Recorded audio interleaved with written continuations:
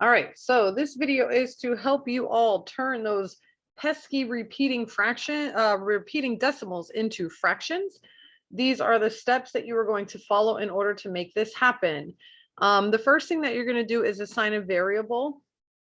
I tend to stick with X just because X is like the most common variable. Step 1 and 2 kind of go together because for step 2, all you're doing is now writing an equation, variable equals, and then whatever that repeating decimal is. So we haven't even done math yet. We're getting there, but we haven't yet. Step 3 can be a little bit tricky. Basically, what you need to do in step 3 is you need to say how many digits of this decimal are actually repeating. However many digits are repeating lets you know which power of 10 that you are multiplying both sides by. So if you have one digit that is repeating in your decimal, you are multiplying both sides of that equation by 10. If you have two digits in a decimal that are repeating, you are multiplying both sides by 1,000. If you have three digits that are repeating, you're going to multiply both sides by 1,000. So however many digits are repeating, that's the power of 10 that you're multiplying by. Once you multiply whatever this product is, we're going to move on to step 4. You subtract step 2's equation from your product in step 3. Okay, and I'll show you what that looks like. I know it sounds confusing. And then the last step is just to solve for X once you've done your subtraction. So we're going to put this to use. We're going to actually see what it looks like because the steps are great, but what do they actually mean? So for this, the first example that we're going to use, I'm going to start big, is we're going to use 63.63 repeating. Okay, so step 1 says, let's just set this equal to X. Well, that's easy. X equals 63.63 repeating. Done. Now, this is the harder part. How many digits of this equation are actually repeating? Hopefully you told me 2. 2 digits are repeating. So we are going to multiply this side and this side by 10 to the second power. Well, 10 times 10 is 100. So we're going to do X times 100 and 63.63 repeating times 100. X times 100 is just 100X. 63.63 repeating times 100, because it's positive, we're going to move our decimal 2 places to the right. So that equals 6,363.63 repeating. So now we have our first equation up here.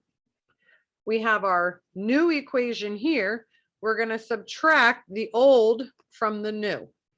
So I would set it up just like this. Make sure you line up your place values and your decimal points.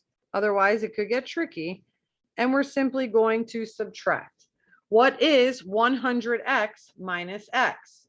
Well, if you had 100 x's and you lost one, you have 99 x's left. Okay. Now we're going to go to this side.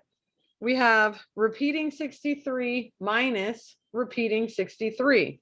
Those are going to zero out, and that's exactly what we want to see. Okay.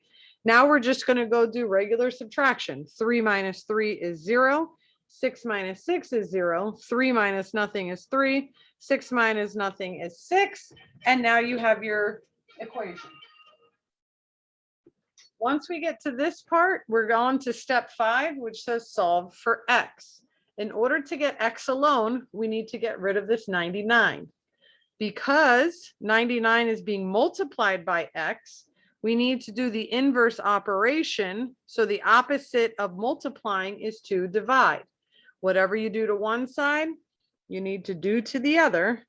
And our new fraction is X equals 6,300 over 99, or 6,300 over 99. Now, you should at this point be able to simplify. Okay, 99 doesn't have very many factors, but you should know that 63 is divisible by 9. And 99 is divisible by 9. So let's go ahead and simplify. 63 divided by 9 is 7. And just bring over those 2 zeros. And then 99 divided by 9 is 11. 11 is prime. There's nothing else we can do. So it may not look pretty, but the answer is 700 over 11. And that is an improper fraction. You could turn that into a mixed number if they asked you to. Okay. Let's do one more example of this. We are going to use, let's do 0.93 repeating. Okay. So the first step is to set it equal to x. X equals 0.93 repeating. Now, how many digits are repeating? Hopefully you said 1. So 10 to the power of 1 equals 10. So we're multiplying both sides by 10. What is 10 times x? Hopefully you put 10x. What is 0.93 repeating times 10? Hopefully you put 9.3 repeating. Okay, and I'll show you why I wrote like this in a minute. Because it's a positive 10, you can always move that decimal one place to the right, and that's how we got our answer. Now, the reason I put 3 with a 3 repeating here is because we have hundredths here. So always carry that repeating out to match the place value of your original decimal. Okay, so we have our product of our original equation times 10. So now we're going to subtract this from this. X equals 0.93 repeating. Subtraction. You have 10 x's, you lost one. How many x's do you have left? 9x. Now we're going to move over here for subtraction. Repeating 3 minus repeating 3 is 0. We can't take 9 from 3. If you only have 3 apples, you can't give 9 away, so you got to go borrow. That's going to turn into an 8. Now we have 13 minus 9. 9, 10, 11, 12, 13. Shamelessly use those fingers if they help you. 8 minus 0 is 8. What is the last thing here that we're going to need to do? We need to solve for x. What math is holding this 9 and this x together? Hopefully you put multiplication. In order to undo multiplication, the opposite would be division. Okay, so we have to divide both sides by 9. So you get x equals 8.4 divided by 9. But there is a problem here. I want you guys to guess, what is my issue? What issue is happening here? You cannot have a decimal in a fraction.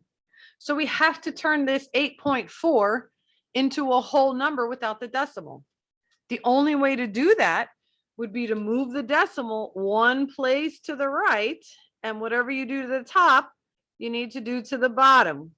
Remember, I told you we have no empty loopy loops here, so that's going to turn into a 0. So x equals 84 over 90, and we're going to need to reduce. This is where divisibility rules come into play. Both of them are even, so they can both be divided by 2. 84 divided by 2 is 42. 90 divided by 2 is 45. Is there anything that both 42 and 45 can be divided by?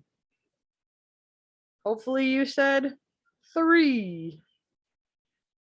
4, 5, 6 is divisible. The rule for 3 is if the digits are divisible by 3, when they're added, then the whole number is. So 4 plus 2 is 6. 6 is divisible by 3. 4 plus 5 is 9. 9 is divisible by 3. 42 divided by 3, that's 1. 14. 45 divided by 3 is 15. There's nothing that these can't get any smaller. So your final answer is x equals 14 over 15.